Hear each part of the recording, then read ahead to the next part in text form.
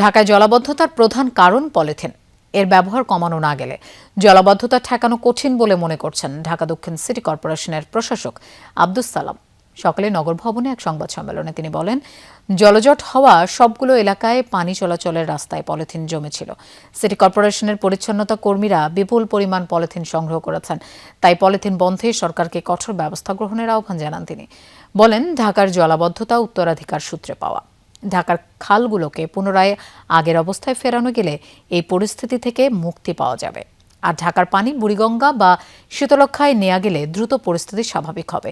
এ সময় তিনি ঢাকার 416 বছর উপলক্ষে 7 দিনব্যাপী ঢাকা উৎসবের ঘোষণা করেন।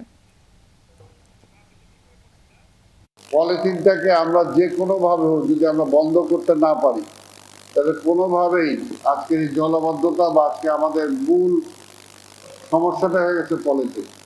এইটার ব্যাপারে আমাদের একটা আন্দোলন করতে হবে এবং মাননীয় প্রধানমন্ত্রীকে বলবো, সরকার প্রধানকে বলবো এবং আমাদের পরিবেশ মন্ত্রীকে বলবো এই বিষয়ে যাতে সরকার স্ট্রংলি কোনো পদক্ষেপ গ্রহণ করে।